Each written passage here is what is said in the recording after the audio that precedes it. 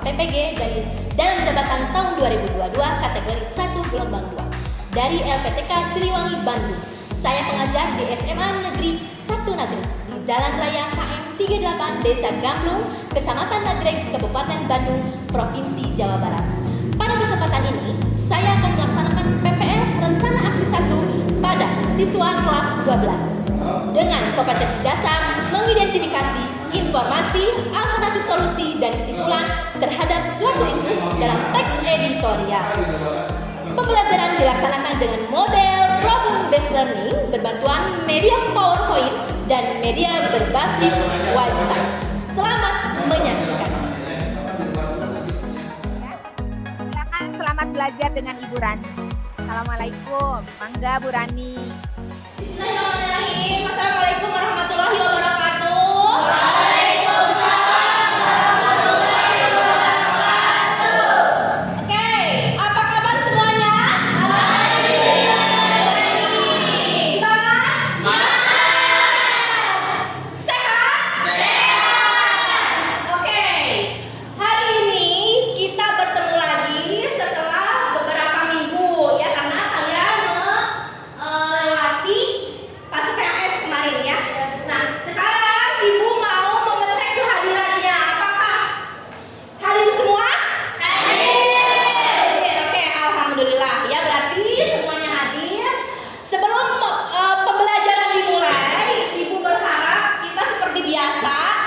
Berdoa dulu ya.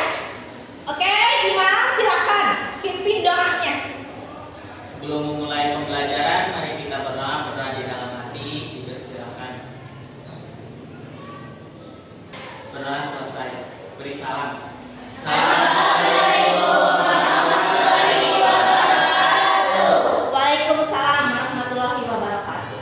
Sebelum mulai pembelajaran, Ibu juga mengingatkan kalian supaya rapih ya pakaiannya. Kemudian juga ini penggunaan gawai, kalau Ibu tidak memintanya, silahkan gawainya simpan baik-baik di bawah meja ya, tidak ada di atas meja. Beberapa minggu kemarin ya, terakhir Ibu membahas tentang teks sejarah. Masih ingat? Apa itu teks? Karangan atau tulisan? Karangan atau tulisan, betul tidak? Kemudian selain sebuah karangan itu, fungsi teks itu apa? Untuk memberitahukan, untuk menginformasikan. Oke, seperti itu. Nah, sekarang pembelajaran hari ini sama berhubungan dengan teks ya.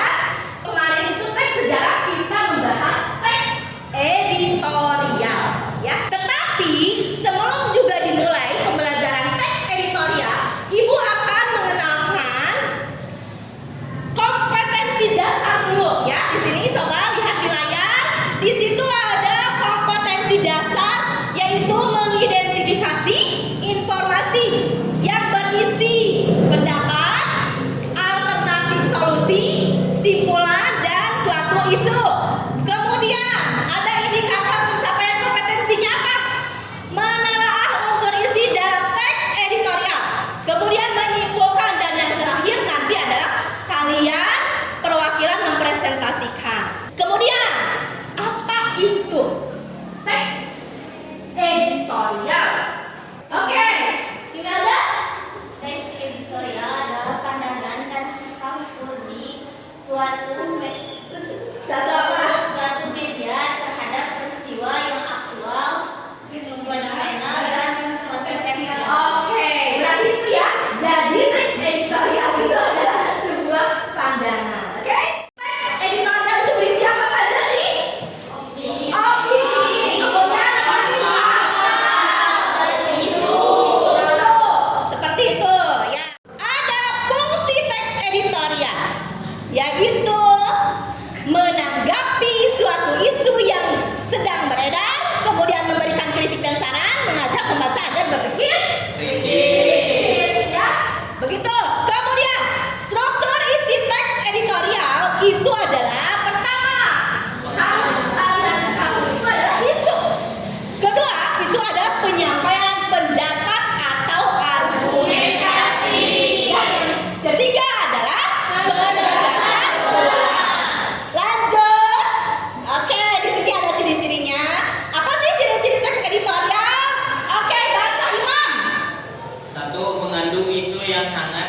perbincangan. Oke. 2. Sistematis dan logis.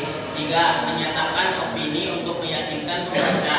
Dan yang terakhir kalimatnya lugas. Selanjutnya ada unsur-unsur dalam teks editorial, yaitu, nah ini yang harus kalian lakukan nanti adalah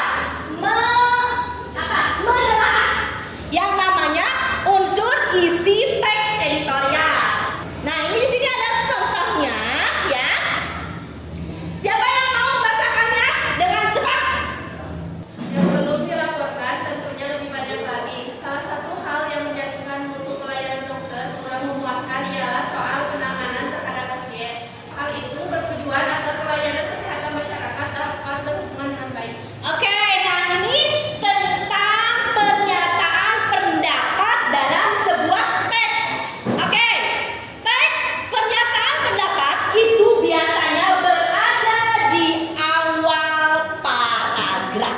Nah, selanjutnya itu adalah menelaah alternatif solusi, ya, atau mengidentifikasi ini. Judulnya sama, tapi kita cari alternatif solusinya yang mana? Yang namanya solusi itu berarti di akhir paragraf.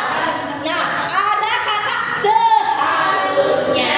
Kemudian lanjut, simpulan. Adapun cara untuk dapat menyimpulkan teks adalah sebagai berikut. Pertama itu adalah membaca teks secara keseluruhan. Oke. Yang kedua, menentukan kalimat utama. Setelah itu barulah kamu tentukan kalimat utamanya, yaitu kalimat utama merupakan kalimat yang mengandung gagasan utama atau ide seperti itu, ya. Yang terakhir barulah ada simpulan, ya. Setelah melakukan dua hal yang di atas, susunlah kalimat, ya, berdasarkan dengan inti kalimat atau ide pokoknya, lalu terwujud simpulan, ya. Kemarin ibu, ya, masih ingat sudah dibuat kelompok, oke, kelompok.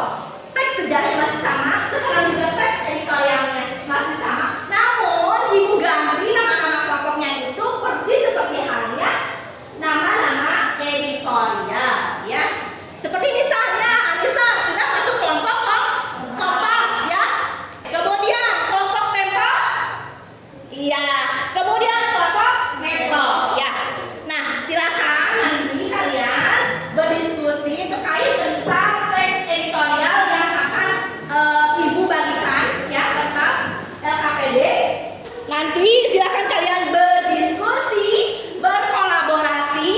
Soal yang tidak kalian pahami atau kesulitan, silakan boleh bertanya, ya, seperti itu. Silakan kalian berdiskusi. Kemudian terkait apa yang sudah dibagikan LKPD itu kalian bisa mencari sumber referensi, entah itu di internet, sumber buku yang ada yang kalian pegang, atau website seperti itu, ya. Silakan boleh dikeluarkan handphonenya, ya. Silakan, ada yang kesulitan? Saya Bu, Oke, Mawar, ada yang kesulitan apa? Bu, kenapa harus ada ringkasan dan simpulan? Apa bedanya ringkasan dan simpulan? Siapa yang bisa menjawab kenapa di situ ada ringkasan dan simpulan? Oke, Gina. Yang tentu beda kalau kesimpulan adalah hasil pernyataan atau pendapat dari suatu pembahasan, sedangkan kalau ringkasan adalah rangkuman dari keseluruhan cerita awal sampai akhir. Oh iya. Nah itu ya. Jadi antara simpulan dan ringkasan itu tentu berbeda. Sudah? Ah, sudah? Oke. Kelompok Anissa, kelompok Kompas sudah beres hasil diskusinya. Silakan untuk memaparkan apa yang sudah didapatkan dari pemecahan masalah yang sudah ibu kasihkan, seperti itu. Silakan. Assalamualaikum warahmatullahi wabarakatuh. Waalaikumsalam warahmatullahi wabarakatuh. Perkenalkan, nama saya Anissa Nuraimah. Di sini saya bersama rekan saya mewakili dari kelompok Kompas akan mempresentasikan mengenai hasil diskusi kami berupa jawaban atas persoalan-persoalan yang telah diberikan terkait suatu teks editorial yang berjudul Mama Aku Tidak Nakal dan Bodoh. Nah, sebelum itu rekan saya Adam akan membacakan terlebih dahulu teksnya. Dipersilakan. Mama, aku tidak nakal dan bodoh. Tidak ada orang tua yang menginginkan anaknya bermasalah. Demikian juga anak. Tidak ada anak yang mau diucap nakal dan bodoh. Karena pada dasarnya tidak ada anak nakal dan bodoh. Seorang anak melakukan sesuatu yang dianggap salah oleh orang tua dan orang dewasa karena ketidaktahuannya. Tulislah sebuah kalimat opini sendiri dari teks editorial Nama Aku Tidak Nakal dan Bodoh. Seorang anak itu ibaratkan kertas putih, di mana orang tua harus pandai memberikan warna-warna yang indah untuk anak-anaknya. Karena kenakalan dan kebodohan seorang anak tergantung kepada pola asuh dan bimbingan orang tua. Silakan, ada yang mau ditanyakan tidak atau menanggapi barangkali?